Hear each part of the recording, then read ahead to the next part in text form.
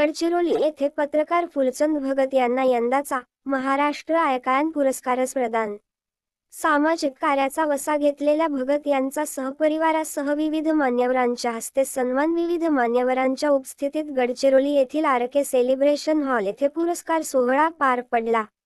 मंगरुळपीर आपल्या सामाजिक कार्याचा ठसा जनमानसात रुजवणारे निर्भीड पत्रकार म्हणून नावलौकिक असलेले फुलचंद भगत यांना महाराष्ट्र आयकान पुरस्कार 2024 हा नोव्हेंबर 30 रोजी गडचिरोली येथे आरके सेलिब्रेशन हॉलमध्ये झालेल्या दिमाखदार सोहळ्यात विविध मान्यवरांच्या हस्ते पुरस्कार सहपरिवाराला प्रदान करण्यात आला। सदर पुरस्कारामुळे अधिक जोमाने विधायक कार्य करण्याचे बळ मिळेल असे भावनिक उद्गार यावेळी भगत यांनी व्यक्त केले असून त्यांचे सर्व स्तरातून कौतुक होत आहे। यहोवा यिरे सर्व कला जीवन बहुउद्देशीय संस्था महाराष्ट्र यांच्या संयुक्त विद्यमाने सदर पुरस्कार सोहळा नोव्हेंबर 30 रोजी गडचिरोली येथील आरके सेलिब्रेशन हॉलमध्ये हा महाराष्ट्र आयकान अवॉर्ड चा दिमाखदार सोहळा आयोजित केला होता।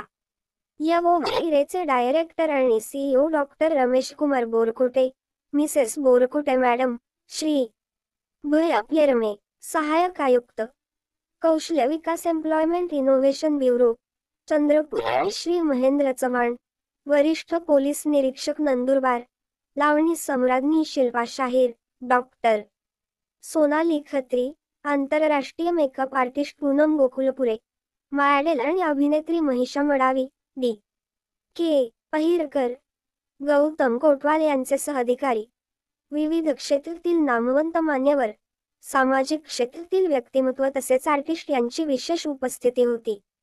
शासन प्रशासन तसेच जनता यामधील दुवा बनून व विविध शासकीय योजना गरजू व पात्र लाभार्थ्यापर्यंत पोहोचवण्यासाठी मदत करणे, शेतकरी, कष्टकरी, विद्यार्थी आदी घटकांना न्याय मिळवून देण्यात भगत हे नेहमी पुढाकार घेत असतात। गोरगरिबांना सदैव मदतीचा हात देऊन महिला सक्षमीकरणासाठी लोकहित जोपासत विविध सामाजिक प्रश्नावर आपल्या लेखणीद्वारे प्रकाश टाकून न्याय मिळवून देण्याची भूमिका पत्रकार फुलचंद भगत यांची असल्याने त्यांना आतापर्यंत मिळालेले पुरस्कार त्यांच्या कार्याचा गौरव असल्याचे अनेकांनी कौतुक केले आहे। पुरस्कार फुलचंद भगत, सौ. प्रज्ञा भगत, कुमार स्वरा भगत यांना प्रदान करण्यात आला आहे। हा पुरस्कार मिळाल्यामुळे सर्व स्तरातून कौतुकाचा वर्षाव होत आहे।